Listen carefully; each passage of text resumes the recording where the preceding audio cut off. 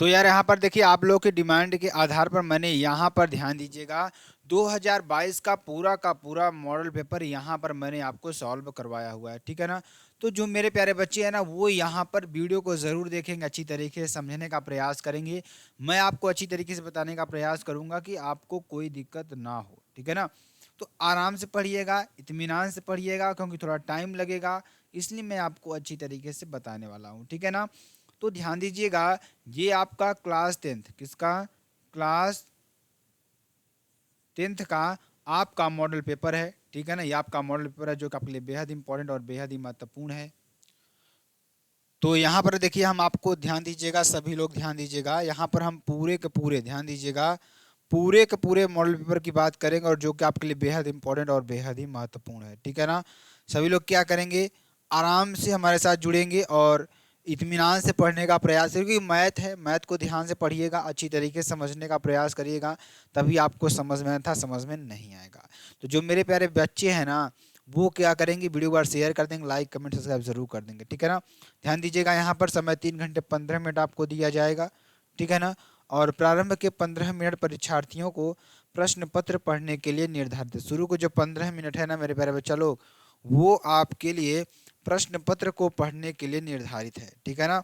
तो और इस प्रश्न पत्र में कुल ध्यान दीजिएगा कुल 7 प्रश्न है, कल कुल 7 प्रश्न आपके होंगे, सेम आपका सेम टू सेम। ध्यान दीजिएगा, ये पिछले मॉडल पेपर की तुलना में आपका पिछले मॉडल पेपर के आधार पर बनाया गया मॉडल पेपर है, ठीक है ना। तो जैसे पिछले साल 2022 में आया, 2023 में क्या हुआ था कि आपको शुरू में ही 20 प्रश्न आपको दे दिए जाएंगे, वो भी बहुविकल्पी, जिसको आपको सॉल्व करना होगा, ठीक है ना। तो ध्यान दीजिएगा, प्रत्येक प्रश्न के प्रारंभ में स्पष्ट उल्लेख है कि इसके कितने खंड आपको करने हैं, ठीक। और प्रत्येक प्रश्न के अंक उसके सम्मुख अंकित हैं। और प्रथम प्रश्न से आरंभ कीजिए और अंत तक करते जाइए, जो प्रश्न में न आता हो उस पर समय नष्ट ना कीजिए, यहाँ पर लिखिएगा उस पर समय नष्ट न कीजिए, ठीक, ये कह रहा है। और ध्यान दीजिएगा और आगे क्या कह रहा है उसके बारे में भी चर्चा करेंगे और अच्छी तरीके से समझाएंगे, ठीक है ना। चलिए 6वें पॉइंट की बात करेंगे कि प्रश्नों को हल उत्तर पुस्तिका के दोनों ओर लिखिए, प्रश्न संख्या 1 के अतिरिक्त सभी प्रश्नों के हल के क्रियापद स्पष्ट रूप से लिखिए, मतलब जो प्रश्न आप सॉल्व कर रहे हैं उसके क्रियापद को जरूर लिखिए कि एक स्टेप के बाद क्या हो रहा है, उस स्टेप के बाद क्या हो रहा है, सारी चीज़ों को आपको लिखना जरूर है। यदि रफ कार्य के लिए स्थान अपेक्षित है तो उत्तर पुस्तिका के बाएं पृष्ठ पर कीजिए और फिर काट दीजिए, उस पृष्ठ पर कोई हल न कीजिए, ठीक, ये बात आपसे बोल रहा है। तो ये चीज़ें जो है ना इनको आपको ध्यान देना होगा और अच्छी तरीके से समझना भी होगा, ठीक है ना। और देखिए, जिस प्रश्न के हल में चित्र खींचना आवश्यक है उसमें स्वच्छ एवं शुद्ध चित्र आवश्यक खींचिए, अवश्य खींचने बिना चित्र ऐसे हल अपूर्ण और अशुद्ध माना जाएगा, ठीक है ना। चलिए ध्यान दीजिएगा, ये देखिए आपकी बोर्ड की कॉपी है, ध्यान दीजिएगा ये आपकी बोर्ड की कॉपी है, ठीक, बोर्ड कॉपी है। तो कॉपी पर कैसे आपको सॉल्व करना वो चीज़ मैं यहाँ पर आपको बताऊंगा। और यहाँ पे आपको केंद्र व्यवस्थापक की मुहर होगी, जो भी मुहर होगी आपकी, और यहाँ पर केंद्र की मुहर होगी, तभी ये कॉपी वैलिड मानी जाएगी, अन्यथा ये कॉपी वैलिड नहीं मानी जाएगी, ठीक है ना। तो ध्यान दीजिए, हाई स्कूल परीक्षा की आपका उत्तर प्रदेश की कॉपी है ये, ठीक है ना। तो ध्यान दीजिएगा सभी लोग, जो हमारे प्यारे बच्चे हैं ना वो ज़रूर ध्यान देंगे, इसको ज़रूर ध्यान देंगे, अच्छी तरीके से पढ़ने का प्रयास करेंगे और अच्छी तरीके से समझने का प्रयास करेंगे, ठीक है ना। तो देखिए यहाँ पर कह रहा है निम्नांक क्रमांक 1 से लेकर 6 तक की पूर्ति परीक्षार्थी स्वयं करेंगे, ठीक, मतलब इसमें आपको जो 1 से 6 तक दिया हुआ है ना उसकी पूर्ति आपको स्वयं ही करना होगा, ठीक है ना, स्वयं ही करना होगा। और देखिए क्या चीज़ें कह रहा है, सारी चीज़ों को हम एक एक बारी बारी से डिस्कस करने वाले हैं, ठीक है ना। तो आगे देखिए, पहला देखिए इसमें आपको अनुक्रमांक लिखना, जैसे अनुक्रमांक आ के आ गया 21 22 23, ठीक है ना। और और आ गया 3, तो ये आपको लिखना है, इसमें हमें आपको शब्दों में लिख देना है, ठीक है, यानी कि 21,23,273 इस तरीके से आपको लिख देना है, ठीक। और उसके बाद आपको विषय डाल देना है गणित, ठीक है ना। उसका प्रश्न पत्र आपको केवल डाल देना है, केवल प्रश्न पत्र आपको डाल देना है। उसके बाद प्रश्न पत्र पर अंकित संकेतांक की बात करेंगे, ये आपको डाल देना है 822 AW, जिसको हम सॉल्व कर रहे हैं, ठीक है ना। चलिए ध्यान दीजिएगा, आगे मैं आपको और थोड़ा चर्चा करता हूँ। चलिए अब देखिए, पहला प्रश्न आपके सामने क्या है कि सभी खंड आपको करने हैं, कोई ऐसा खंड है जो छोड़ना नहीं है, ठीक है ना। आप यहाँ पर प्रश्नों को देखकर भी अच्छी तरीके से सॉल्व कर सकते हैं, कोई दिक्कत वाली बात आपके सामने नहीं होगी। तो चलिए, प्रत्येक खंड में उत्तर के लिए 4 विकल्प आपको दिए गए, इसमें आपको उत्तर के लिए 4 विकल्प दिए जाएंगे, मतलब आपके लिए कौन सा होगा, बहुविकल्पीय प्रश्न होंगे, ठीक है ना। तो बहुविकल्पीय प्रश्न होंगे आपके लिए, ये कौन से प्रश्न होंगे, बहुविकल्पीय प्रश्न होंगे, ठीक है ना। तो संख्या 156 का अभाज्य गुणनखंड होगा, 156 का अभाज्य गुणनखंड क्या होगा ये आपको बताना है, ठीक है ना। तो ये आपको अच्छी तरीके से देखना होगा, जो कि आपके लिए वेरी वेरी मोस्ट इंपॉर्टेंट है, ठीक है ना। और इसका गुणनखंड क्या होगा, 2 की पावर 2, 3 और 13, ठीक है ना, ये आपके लिए हो जाएगा। सेक थीटा बराबर 2 का, तो थीटा का मान क्या होगा, ठीक है ना। तो इसको आप इस तरीके से लिख सकते हैं, थीटा बराबर, सेक थीटा बराबर क्या दे रखा है, सेक थीटा बराबर 2 रखा है, थीटा बराबर क्या लिख देंगे यहाँ पर, क्या हो जाएगा, सेक की पावर -2, ठीक है ना, यानी सेक की पावर -1 इंटू 2, यानी सेक किसका होता है मान, तो कॉस का होता है, इसको 1/cos भी लिख सकते हैं, क्या लिख सकते हैं, 1/cos भी लिख सकते हैं, कोई दिक्कत नहीं है। cos थीटा बराबर 2 लिख सकते हैं, यानी अगर हम 2 को इधर कर दें, यानी 1/2 इधर कर दें, इधर cos थीटा कर दें, ठीक है ना, इधर cos थीटा कर दें, तो ध्यान दीजिएगा, थोड़ा मैं आपको फिर से करके दिखाता हूँ अच्छी तरीके से, ताकि आपको अच्छी तरीके से समझ में आ जाए, आप ना कहें कि सर मुझे समझ में नहीं आया, ठीक है ना। मैं इसको थोड़ा सॉल्व करने का प्रयास करता हूँ और आप लोग ध्यान से देखने का प्रयास करिएगा, ठीक है ना।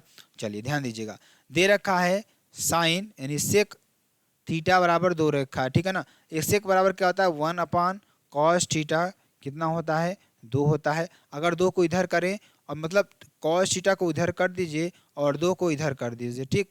तो यहाँ पर क्या हो जाएगा, cos थीटा बराबर क्या हो जाएगा, 1/2, कितना हो जाएगा, 1/2। तो cos में 1/2 किसका मान होता है, cos में 1/2 किसका मान होता है, cos थीटा बराबर cos 60 डिग्री, तो थीटा से थीटा का cos से cos कैंसिल, थीटा बराबर 60 डिग्री आपका आ जाएगा, ठीक, ये आपके लिए हो जाएगा। तो चलिए अगला क्वेश्चन, एक यदि द्विघात समीकरण 3x² - 12x - m बराबर 0 के मूल बराबर हैं, तो m का मान क्या होगा, m का मान क्या होगा, ये आपको निकालना है। तो कितना हो जाएगा, इसमें ध्यान दीजिएगा सभी लोग, तो क्या हो जाएगा, ध्यान दीजिएगा, यहाँ पर आपका आंसर आ जाएगा 12, ठीक है ना। तो द्विघात समीकरण में मूल बराबर है, मूल बराबर मतलब अगर अल्फा बराबर बीटा बराबर जो भी होगा, यहाँ पर मूल बराबर, यानी अल्फा बराबर बीटा, बीटा बराबर अल्फा, ठीक है ना। तो मूलों का योगफल यानी अल्फा प्लस बीटा बराबर कितना हो जाएगा, -b/a, और मूलों का योगफल अल्फा इंटू बीटा बराबर क्या हो जाएगा, -c/a। तो b कितना है, b कितना है, -12 है, ठीक, यानी यहाँ पे प्लस c अपान होगा, तो यहाँ पे -12 है और नीचे 3 है। तो देखिए अल्फा प्लस बीटा बराबर 12/3 आपका हो जाएगा, माइनस माइनस प्लस हो जाएगा, और 3 चौक 12, यानी ध्यान दीजिएगा यहाँ पर, तो यम का मान आपको निकालना है, ठीक है ना। तो यम का मान आपको निकालना है, जब मूल बराबर हैं तो यम का मान आपको निकालना है। तो ये चीज़ आपको अच्छी तरीके से समझना होगा, जो कि आपके लिए बेहद इंपॉर्टेंट और बेहद महत्वपूर्ण, क्या हो जाएगा यहाँ पर, आपका आंसर हो जाएगा 12, ठीक है ना। मतलब इसको सॉल्व करेंगे तो आपको अच्छी तरीके से निकल जाएगा, ठीक। चलिए सभी खंड आपको सॉल्व करना होगा, ये आपको अच्छी तरीके से समझ में आया। चलिए अगला देखिए, एक समबाहु त्रिभुज ABC की भुजा 2a है, उसके प्रत्येक शीर्ष लंब की लंबाई क्या होगी, ठीक। मान लीजिए एक समबाहु त्रिभुज ये है, ठीक, इसकी भी भुजा 2a, इसकी भी 2a, इसकी भी भुजा 2a। अगर इसको हम आधा कर दें, विभाजित कर दें, तो ये आपका लंब हो जाएगा, शीर्ष लंब हो जाएगा, तो ये कितना हो जाएगा, a हो जाएगा, ये आपका 2a हो जाएगा, इसका मान निकालना है। तो यहाँ पर कर्ण का स्क्वायर बराबर, कर्ण का स्क्वायर बराबर लंब का स्क्वायर, ठीक, लंब का स्क्वायर प्लस आधार का स्क्वायर। तो कर्ण कितना है 2a, यानी 4a का स्क्वायर बराबर, यहाँ पर क्या हो जाएगा, अगर इसको देखें लंब का निकालना है हमें, प्लस यहाँ पर आधार कितना हो जाएगा, ए हो जाएगा, यानी ए का स्क्वायर। अगर इसको हम सॉल्व करेंगे तो 3a स्क्वायर होगा, क्या होगा, 3a स्क्वायर होगा बराबर लंब का स्क्वायर होगा, ठीक है ना। अगर इसको हम इधर वर्ग को इधर भेज देते हैं तो यानी ए बाहर आ जाएगा, √3 आपका हो जाएगा आंसर, ठीक है ना। इस तरीके से आप लिख सकते हैं। अगला देखिए, 1 से 10 तक की धनात्मक सम संख्याओं का समांतर माध्य कितना होगा, 6 होता है, ठीक है ना। चलिए, p बराबर 2, -3 और q बराबर 10, y के बीच की दूरी 10 मात्रक है, तो y का मान क्या होगा, ठीक है ना। ये आपको निकालना होगा। सभी खंडों को आपको सॉल्व करना होगा, जो कि आपके सारे खंड हैं, ठीक है ना। तो ध्यान दीजिएगा, पहला प्रश्न 2 के क की बात करेंगे और सभी लोग अच्छी तरीके से जुड़े रहेंगे, ठीक है ना। यदि द्विघात समीकरण 3x² - 12x + 2m बराबर थीटा के मूल बराबर हैं तो यम का मान ज्ञात करना। चलिए इसको अब सॉल्व करेंगे। दी गई समीकरण की तुलना व्यापक समीकरण से करने पर, तो हमारा व्यापक समीकरण देखिए ये है, ये हमारा क्या है, व्यापक समीकरण है। ax² + bx, ax² + bx + c बराबर थीटा से करने पर, तो a बराबर कितना हो जाएगा 3, b बराबर -12 और c बराबर यम, ठीक। तो मूल बराबर हैं तो d बराबर क्या हो जाएगा 0, यानी d का मान b² - 4ac बराबर 0। तो यहाँ पर क्या हो जाएगा, -12 का स्क्वायर -4 × 3 × m बराबर 0। क्यों, ध्यान दीजिएगा, ऐसा क्यों आया मैं आपको बताता हूँ, ध्यान दीजिएगा सभी लोग। तो सभी लोग ध्यान देंगे, इसमें आपको अच्छी तरीके से मैं आपको बताऊंगा, तो ध्यान दीजिएगा। तो b का मान देखिए -12 है, तो यहाँ पे -12 का स्क्वायर रखा, -4 × 3 × m रखा, 12 का स्क्वायर 144 होता है और 4 तिहाई 12 -12m बराबर थीटा। तो यम बराबर क्या हो जाएगा 144/12। तो यम बराबर क्या हो जाएगा 12 आपका आंसर हो जाएगा, ठीक है ना। चलिए आगे देखते हैं। Cos square 67 degree minus sine square 23 degree का मान ज्ञात करना है आपको। तो cos square 90 degree minus 23 degree minus sine square 30 अंश, कितना हो जाएगा साइन स्क्वायर 30 अंश। तो क्या हो जाएगा कॉस 90 माइनस थीटा बराबर थीटा होता है, ठीक।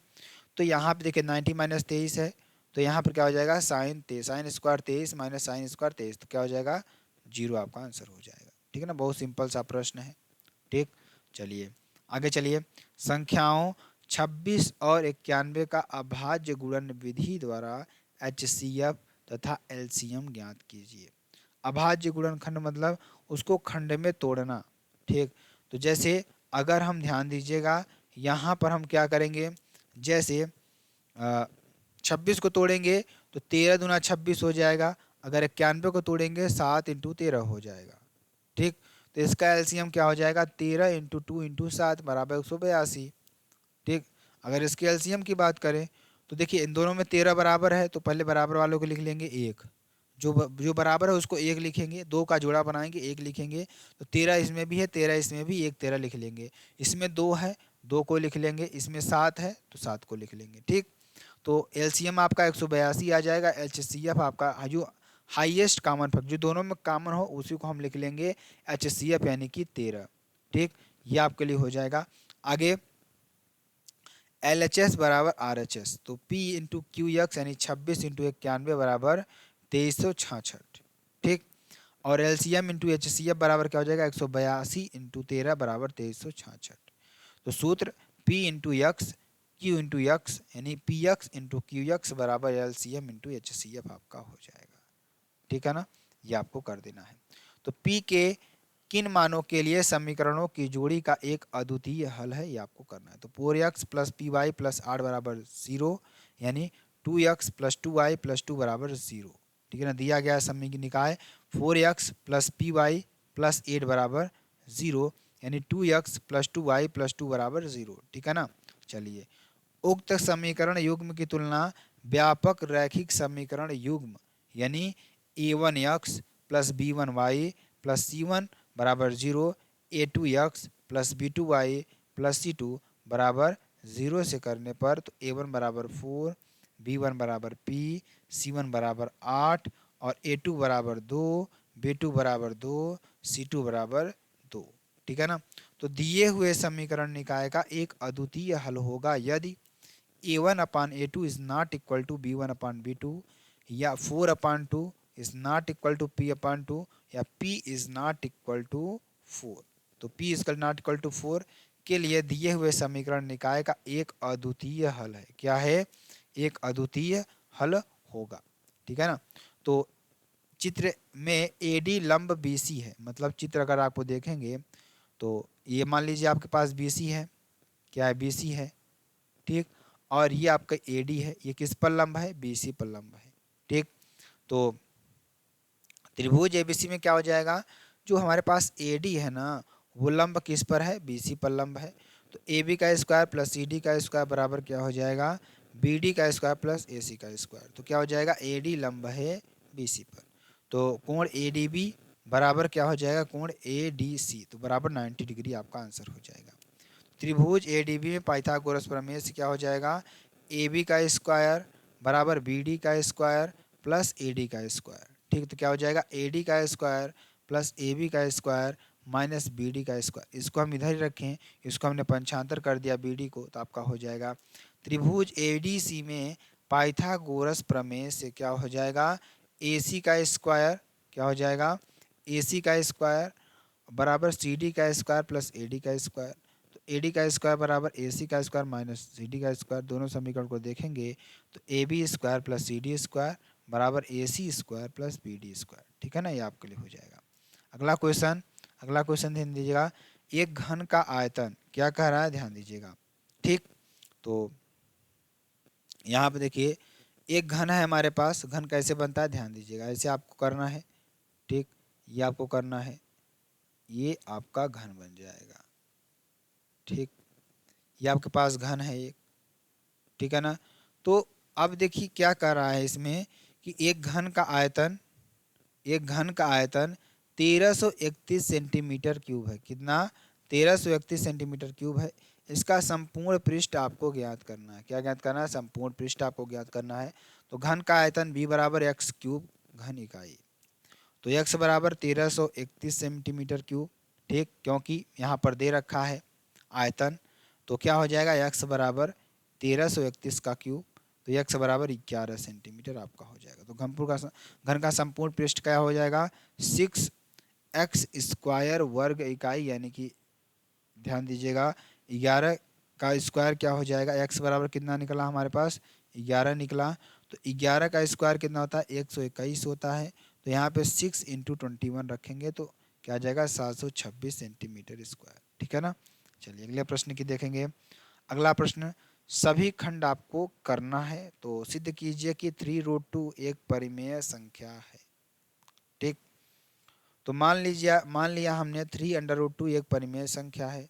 तो 3√2 बराबर क्या हो जाएगा? P/Q, जहाँ Q is not equal to 0 और P तथा Q घन पूर्णांक है। तो P/Q बराबर 3/√, यानी 3√2, तो 1/3, यानी कि ध्यान दीजिएगा क्या हो जाएगा? 1/3 इंटू P/Q इंटू √2, ठीक है ना। तो P/Q क्या हो जाएगा? परिमेय संख्या है। 1/3 P/Q भी परिमेय संख्या होगी, ठीक। ये आपके लिए हो जाएगा। तो अगला क्वेश्चन, तो 3√2 एक परिमेय संख्या। देखिए अगला question, tan A minus cot B सिद्ध कीजिए प्लस B बराबर 90 डिग्री। tan A बराबर कॉट B, तो सिद्ध कीजिए A प्लस B बराबर 90 डिग्री। तो tan A बराबर कॉट B, यानी tan A बराबर tan 90 माइनस B, यानी A बराबर 90 माइनस B, तो A प्लस B बराबर 90 डिग्री। बहुत ही सिंपल सा प्रश्न है, ठीक। और इस प्रश्न को भी अच्छी तरीके से समझिएगा। 6 मीटर लंबाई वाले एक ऊर्ध्वाधर स्तंभ की भूमि पर छाया की लंबाई 4 मीटर है। मान लीजिए कोई हमारे पास एक स्तंभ है, ये मान लीजिए हमारे पास कोई स्तंभ है, कोई खम्भा है, इसकी परछाई पड़ रही है यहाँ पर, ठीक। मान लीजिए यहाँ पर इसकी परछाई यहाँ तक पड़ रही है, तो इसकी दूरी बता रहा है 4 सेंटीमीटर है, यानी 4 मीटर है, ठीक। तो अब देखिए ध्यान दीजिएगा, जब इसकी दूरी 4 मीटर बता रहा है, तो tan थीटा बराबर क्या हो जाएगा? BC/AB बराबर QR/PR, ठीक, यानी कि 6/4 बराबर H/28, ठीक। क्यों? BC का मान 6 और AB का मान 4, इसका मान आपको निकालना है, ठीक। तो QR, ध्यान दीजिएगा, ये आपके पास QR है। मान लीजिए QR हमारे पास H है, ठीक। और छाया की लंबाई मान लीजिए 28 है। ठीक, ये आपके लिए हो जाएगा। और स्तंभ की छाया 4 मीटर है। इनमें मान लीजिए एक ऊर्ध्वाधर स्तंभ है, इसकी 4 में है, और उसी समय एक मीनार की छाया है। मतलब दो चीज़ें दी है, ये आपका स्तंभ है, ठीक, ये आपका मीनार है, दोनों का दे रखा है। ठीक, कहने का मतलब ये स्तंभ का है आपका और ये आपका मीनार का है। ठीक है ना। तो अब देखिए दोनों बराबर होंगे, तो यहाँ पर 6/4 बराबर H/28, तो क्या हो जाएगा 28 इंटू 6/4 यानी 168/4 बराबर H बराबर 42, तो ये आपका 42 मीटर आ जाएगा। अगला क्वेश्चन, 7.6 सेंटीमीटर लंबा एक रेखाखंड खींचिए जो 2:3 अनुपात में विभाजित कीजिए, दोनों भागों की माप लिखिए। ठीक, दोनों भागों की माप भी आपको लिखना है। ठीक, चलिए इसको सॉल्व करते हैं, ध्यान दीजिएगा। तो इसको भी आपको सॉल्व करना है, ध्यान दीजिएगा। ठीक है ना। तो यहाँ पर क्या हो जाएगा, विभाजित दोनों की माप लिखिए, भागों का माप लिखिए, तो ये आपको लिख देना है। ठीक, कितने भागों में आपको मिलता है, 1 2 3 4 5, यानी कि 1 2 3 4 5। ठीक, 5 भागों में बांटा। तो यहाँ से यहाँ तक की दूरी कितना है, 7.6 सेंटीमीटर है। ठीक, ये आपके लिए हो जाएगा, तो आप लिख लेंगे। सभी खंड को हल करना है आपके लिए। तो दो ऐसे क्रमागत विषम धनात्मक पूर्णांक ज्ञात कीजिए जिनके वर्गों का योगफल 290 है, और मान लीजिए ऐसे दो धनात्मक पूर्णांकों का योग निकालना है जिनके वर्गों का योगफल 290 तथा, अब देखिए मान लीजिए हमारे पास दो विषम धनात्मक पूर्णांक हैं x और x+2।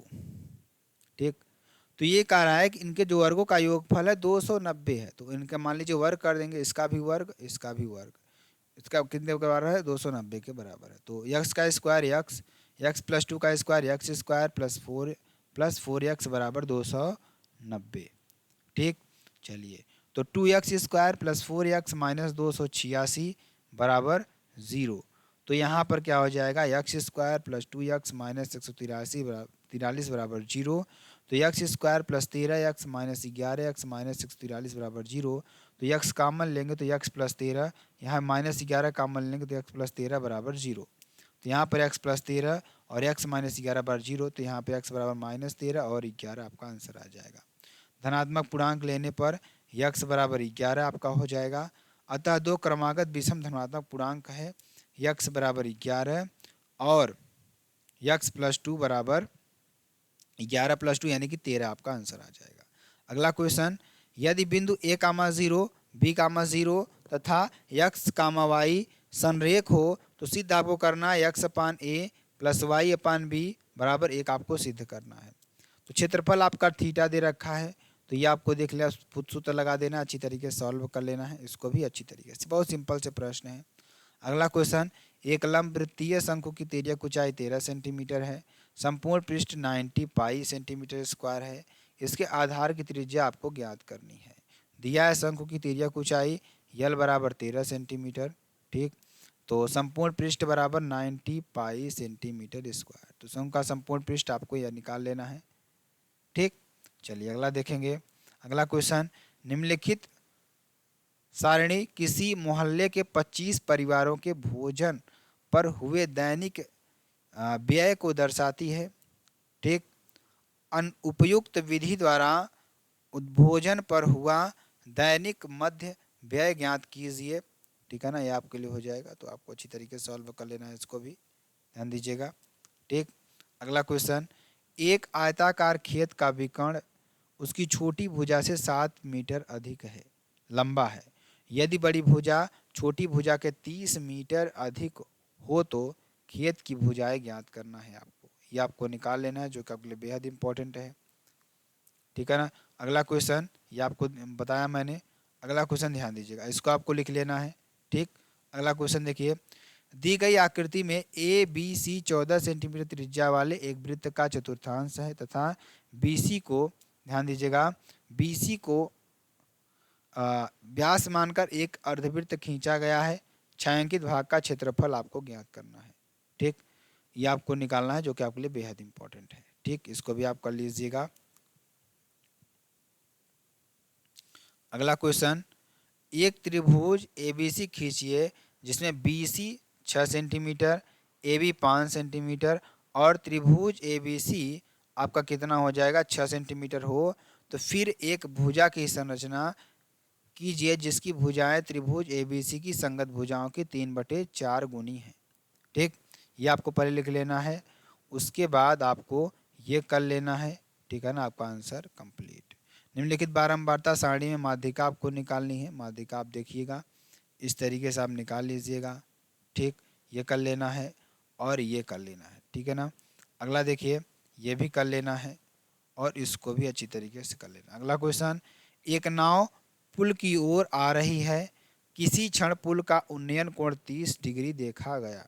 नाव के उसी चाल से 4 मिनट चलने के पश्चात पुल का उन्नयन कोण 60 डिग्री हो गया। नाव को पुल तक पहुंचने में कितना समय लगेगा, ये आपको कर लेना है। ठीक है ना, बहुत ही इंपॉर्टेंट है, बहुत ही महत्वपूर्ण है। ठीक, तो ये आपके लिए हो जाएगा जो कि बेहद इंपॉर्टेंट। अगला क्वेश्चन, ऋतु धारा के अनुकूल 2 घंटे में 20 किलोमीटर तैर सकती है और धारा के प्रतिकूल 2 घंटे में 4 किलोमीटर तैर सकती है, तो स्थिर जल में उसकी तैरने की चाल तथा धारा की चाल ज्ञात कीजिए। ये आपको कर लेना है। ठीक है ना, चलिए अगला देखते हैं, यह भी आपको कर लेना है।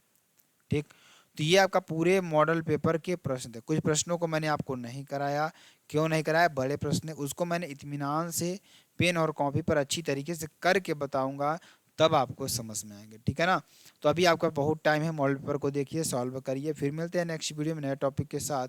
तब तक के लिए मेरे प्यारे बच्चों लोग धन्य, जय हिंद, जय भारत।